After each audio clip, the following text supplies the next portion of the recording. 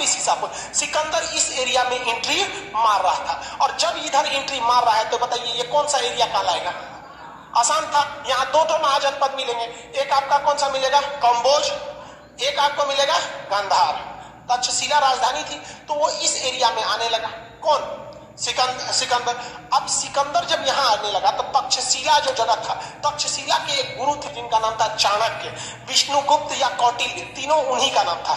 उनके पिता का नाम था गुणी, तो गुणी पुत्र चाणक्य, गुणी पुत्र चाणक्य तक्षशिला यूनिवर्सिटी में प्रोफेसर थे। तो उनको एक बात पता थी कि अगर सिकंदर यहाँ आ गया तो सिकंदर के मतलब ऊपर एक सनक सवार है कि हमें पूरे विश्व को जीत लेना है। उसे जरूरत नहीं है, लेकिन उसे सनक सवार है कि हमें पूरे विश्व को जीत लेना है। जब कभी भी कोई दूसरा व्यक्ति शासन करने लगता है अपने देश के ऊपर, तो सबसे ज्यादा अत्याचार गरीब लोगों पर होता है, क्योंकि उसको अपने से कोई मतलब नहीं। जैसे मान के चलिए हम ही को आप चाइना का प्रधानमंत्री बना देंगे तो क्या करेंगे? सबसे पहले चीन का दीवार तुड़वा देंगे। अब भारत के किसी व्यक्ति को आप चीन का शासक बना देंगे, क्या विकास करेगा?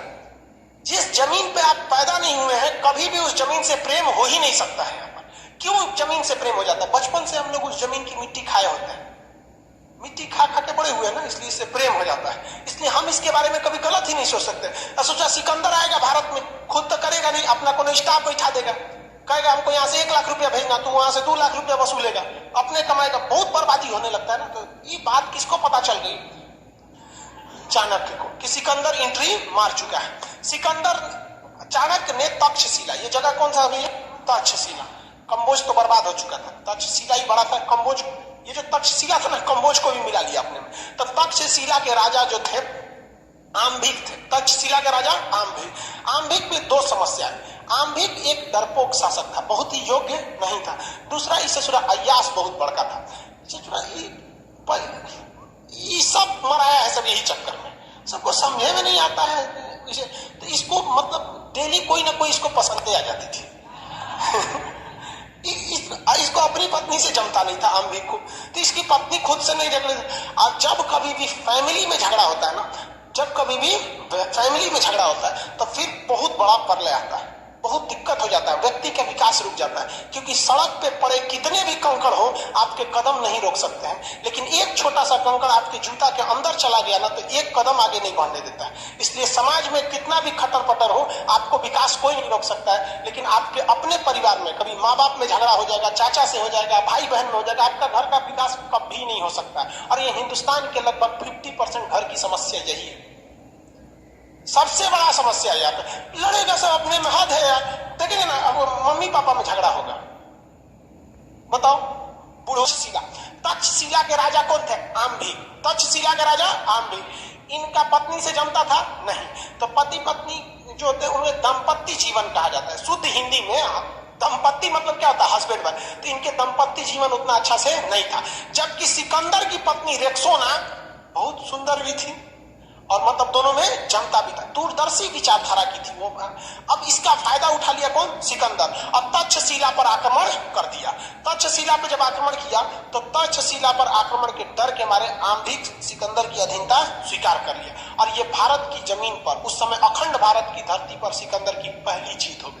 और आम्भिक यही नहीं रुका, चोट्टा उसने कह दिया कि आप आगे बढ़िए और यहाँ सिंध का राजा पोरस जो है, पोरस को हराने में हम आपका साथ देंगे। तो पोरस को मारने में खुद भारत का राजा आम्भिक था और सिकंदर की फौज थी। सिकंदर की फौज ने जितनी बुरी तरह से पोरस को नहीं मारा, उससे बुरी तरह से उसकी सारी सूचनाओं को लीक कर दिया गया। किसके थ्रू? आम्भिक के थ्रू। तक्षशिला के राजा आम्भिक। और पोरस को भी क्या कर दिया गया? हरा दिया गया। और पोरस को जब युद्ध के मैदान में हराया गया तो पोरस को उसको रथ से घसीट के लाई सिकंदर की सेना, सिकंदर के सामने खड़ा किया गया। सिकंदर ने बोला कि देखो तुम क्या चाहते हो, मेरे घुटने टेक दो, मैं तुम्हारी जिंदगी बकस देंगे। कहा कि काट तो हमको ऐसी थूकी हुई जिंदगी नहीं चाहिए, आम्भिके को दे दो, वहां पर नहीं रहना हमको ऐसे किसी के भीख पे पलना।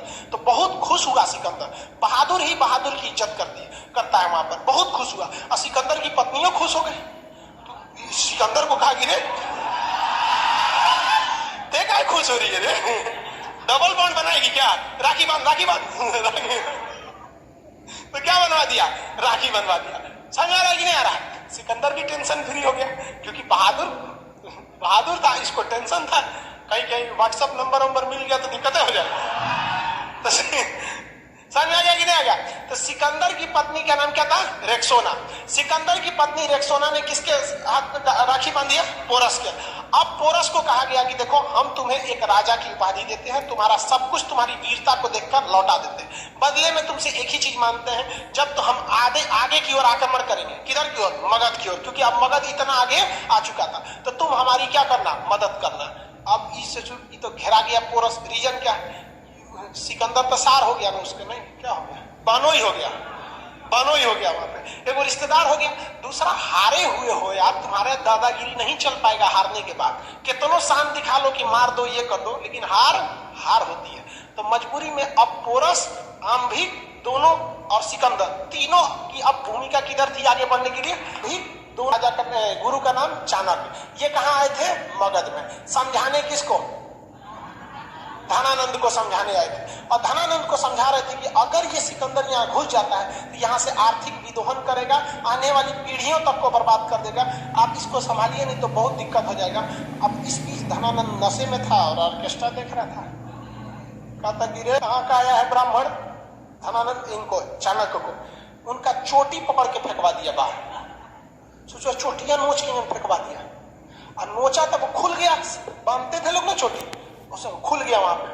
अब धनानंद के सामने इनका गुस्सा 7वें आसमान पर था चाणक्य का, और चाणक्य ने वही कसम खाया था कि तुमने मेरी शिखा खोली है, इसको तब तक नहीं बांधेंगे जब तक तुमको इस धरती से ना उजाड़ देते हैं यहाँ पर।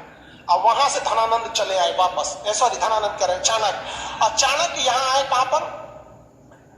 अपने तक्षशिला में, और अपने सबसे प्रिय शिष्य जिनका नाम था चंद्रगुप्त, सबसे प्रिय शिष्य का नाम था चंद्रगुप्त को कहा कि देखो ये चोट्टा अपने मदिरा पान में लगा हुआ है, इसकी बर्बादी करना तो ठीक से छोड़ेंगे नहीं, इस साले को हमारा बाल हो चुकी है, बेइज्जती कर दिया यहाँ पे। समझा गया? चाणक्य ने अभी पहला काम हमारा क्या है?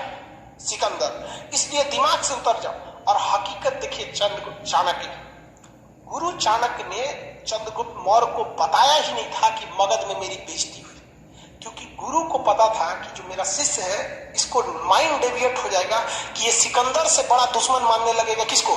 चंद्रगुप्त मौर्य, इसको धनानंद। इसलिए चंद्रगुप्त मौर्य को बताया नहीं, कहा कि यहां से ये लोग नहीं लड़ पाएंगे, ये कमजोर है, और तुम किससे लड़ो? सिकंदर से लड़ो।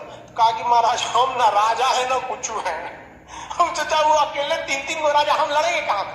तो वहां काम आया अंधविश्वास। अंधविश्वास इतना भयानक चीज होता है कि किसी को डरा के रख देता है। गुरु चाणक्य और चंद्रगुप्त ये सिकंदर की सेना में ये बात फैलाने में सफल हो गए कि जो भी इस व्यास नदी को पार करेगा तो आगे भारत शुरू हो जाता है, मुख्य भूमि, और भारत देवों की भूमि है, यहाँ भगवान लोग का निवास होता है। बिना अनुमति कोई युद्ध की नीति से आता है तो भयंकर भयंकर बीमारी हो जाती है, आंख फूट जाता है, प्लेग हो जाता है, कुछ हो जाता है। तो सिकंदर का प्लेग हो जाता है, यहाँ कोनो हमारे यहाँ जादू टोना नहीं होता।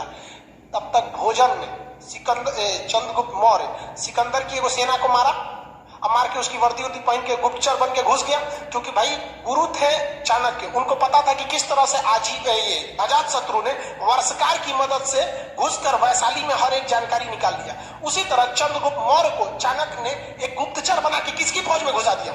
सिकंदर। और सिकंदर इस अफवाह को फैलाने में कामयाब हो गया, और धीरे धीरे वहां के लोग डरने लगे। इसी बीच चंद्रगुप्त मौर्य ने खाने में जहर मिला दिया। उस समय फोरेंसिक रिपोर्ट होती नहीं थी, कौन सी पता चलेगा कैसे मर गया, जांच होता था कुछ। और जहर एक से एक कैटेगरी का था, आज खाओ 2 दिन बाद मरो, आज खाओ 3 घंटा बाद मरो, आज खाओ 6 महीना बाद मरो, इस टाइप का। तो जहर दिया और 1 हफ्ता बाद उसका असर दिखने लगा। 1 हफ्ता बाद आपको पता ही नहीं चलेगा कि 1 हफ्ता पहले क्या खाए थे। आपको पता है क्या पिछले संडे क्या खाए थे? किसी को नहीं पता, कौन ध्यान देता है यहाँ पे? और घुसा पूरा तरह से फैला दिया अफवाह को। और इस क्या कर रहा है सर? आपके क्लास देख कर आके उम्मीद जगी है कि अब हम भी पीसीएस का एग्जाम निकाल सकते हैं। हाँ भाई निकाल सकते हो। चलिए ध्यान दीजिए। आप सिकंदर की फौज में अब धीरे धीरे क्या फैल गई? अफवाह। और कहा गया कि चलो एक काम करो, जिसको जिसको व्यास नदी पार करना है चलो। तो व्यास नदी में घूम फिर के आया सब। जानते हैं किसको ले आया था सब घुमाने के लिए? जो उनके खानवा में जहर दिया था, टहल के आया सब व्यास नदी में, 1 हफ्ता बाद मर गया। चाणक्य का देखो देखो देखो यही होता है यहाँ पे, जाओगे लोग तो क्या हो जाएगा? मर जाएगा। तो अफवाह भी बहुत फैली गई। अब जब एक आदमी अफवाह से मरता है ना तो बहुत भयानक हो जाता है। आप देखे होंगे भारत में चोटी कटुआ का पता नहीं कोनो को चोटी कटाया था कि नहीं, लेकिन अफवाह बहुत भयानक हो गया था। लड़की सब सोती नहीं थी, सब डर के मारे वहां पे। मुंह नचुआ वाला कई कई चीज ऐसा ऐसा अफवाह हो जाता है। तो ऐसे ही मुंह नचुआ वाला अफवाह कहां फैल गया? यहाँ पर। अब यहाँ पे तो धनानंद ने किसको भगा दिया था? चाणक्य के। यहाँ चाणक्य अपने शिष्य चंद्रगुप्त मौर्य के साथ यहाँ अफवाह फैलाने में क्या हो गए? सफल हो गए। अब सिकंदर की फौज दो कारण से, एक तो पूरी तरह से थक चुकी थी, लगातार युद्ध कर करके थक गई थी फौज। यहाँ धना इससे आम्भिक से लड़ी थी, लड़ने के बाद ना सरेंडर किया था, थोड़ा मोड़ा युद्ध हुआ था तू में। पोरस से बहादुरी से लड़ी थी और उधर से लड़ते हुए आ रही थी, और दूसरे की जमीन पे बैठी है, टेंट में लगा के नींद अच्छा से नहीं ना आएगी। उस समय व्हाट्सएप भी नहीं था कि घरे बतिया ले। कोनो का हाले फिलहाल ब्याह हुआ था तो वो घरे लौटना था बेचारा, फोन नंबर भी नहीं था उस समय, कबूतर खत ले जाते थे सब। तो कहा कि भैया हम नहीं लड़ेंगे, ब्यास नदी को पार नहीं करेंगे। दूसरा अफवाह फैल गया कि जो भी ब्यास नदी को पार करेगा वो क्या होगा? मरेगा। अब डेली उसके कहीं कहीं कुछ डिजाइन से मर रहा था सब। उसके बाद आ गया ब्यास नदी में बाढ़। अब ब्यास नदी लबालब हो गया। भारत की नदियों में बाढ़ आता है तो सोचा समुंदर बन जाता है। अब कैसे लड़िएगा? उसके बाद अफवाह यह फैला दिया गया कि धनानंद के पास हाथियों की बहुत बड़ी फौज है। हाथियों की क्या है? बहुत बड़ी फौज है। और सिकंदर हाथी लाया नहीं था, क्या लाया था? घोड़ा। और घोड़ा हाथी के आगे घोड़ा कुछ करेगा? हाइट, युद्ध में हाइट का बहुत बड़ा फायदा होता है। किसी भी तरह से करके इसकी सेना में एक मनोवैज्ञानिक दबाव बना दिया गया और सिकंदर की फौज डर कर लौट गई वहां पे। सिकंदर ने बहुत कोशिश किया क्या करने के लिए? अपनी फौज को प्रेरित करने के लिए कि किधर चलो, भारत की ओर आक्रमण करो। सिकंदर की फौज मानी ही नहीं, कहीं कि बाहर में जाओ। सोचा राजा तुमको जाना है जाओ, हम नहीं जाएंगे, या ब्यास नदी पार करेंगे, उधर भगवान सबकी जमीन है, देख रहे हैं किसी का आंख फूट गया, कोनो मर गया, कोई कुछ हो गया, हम नहीं जाने वाले, कहीं और हमको हमला के लिए भेजे। समझाते रह गया सिकंदर, लेकिन कोई उसकी बात को नहीं माना। चाणक्य की पहली नीति सफल हो गई कि हमें सिकंदर को वापस भेजना है। अब दूसरे नंबर पे कौन है? कौन? धनानंद। शक्तिशाली कौन था? सिकंदर। जब सिकंदर को वापस भेज दिया गया तो धनानंद को नीटेची के मसाला है। इन दोनों का विश्वास भी बहुत ऊपर उठ गया, लेकिन इसमें एक गड़बड़ हो गई थी। सिकंदर का जो नौसेना प्रमुख था, एडमिरल नहीं होते थे सर आज के समय में, एडमिरल, नौसेना प्रमुख नियारकस, क्या नाम था? नियारकस। वो अपनी फौज को चुपचाप नौसेना प्रमुख लेके चला गया, क्योंकि उसका काम था नाव बनाना नदी उदी को पार करने के लिए। समझ में आ रहा है कि नहीं आ रहा? तो सिकंदर का सेनापति नियारकस जो था वो तो लौट गया, लेकिन सिकंदर का थल सेना प्रमुख जो था सेल्यूकस निकेटर, क्या नाम था? Seleucus Nicator. उसको डाउट था कि यहाँ कोई श्राप से लोग नहीं मरा है, कुछ ना कुछ यहाँ पर गड़बड़ है। वो सिकंदर को नहीं जाने देना चाहता था, लेकिन सिकंदर भी अपनी फौज के आगे मजबूर था, लौट गया। सिकंदर लौटा। यहाँ पर जब आक्रमण किया, कब किया था? 326 ईसा पूर्व। 326 ईसा पूर्व। किस राजा को हराया था? पोरस को। किसे? पोरस। अधीनता किसने स्वीकार कर लिया था? आम्भिक ने। किस नदी के किनारे इन्हें हराया था? झेलम नदी के। झेलम नदी का नाम क्या है? वितस्तता। क्या नाम था? वितस्तत। लेकिन इसे हाइडेस बीज कहते हैं। सिकंदर इसे क्या कहता था वहां के लोग? हाइडेस बीज। कौन सा युद्ध? हाइडेस बीज। तो सिकंदर ने क्या आम्भिक से युद्ध लड़ा था? आम्भिक ने अधीनता स्वीकार कर लिया था। सिकंदर ने युद्ध किससे लड़ा था? पोरस से। सिकंदर ने किससे युद्ध लड़ा था? पोरस। क्वेश्चन आएगा, बता देंगे। सिकंदर के आक्रमण के समय मगध का शासक,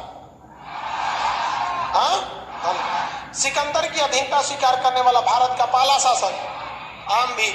पोरस ने अधीनता स्वीकार नहीं किया था, लड़ा था वो। आम्भिक ने। सिकंदर से लड़ने वाला भारत का शासक पोरस। इतना छोटा शासक है, सोचा लड़ गया वहां पे। पोरस की कलाई पर राखी किसने बांधी थी? रेक्सोना। किसका? रेक्सोना।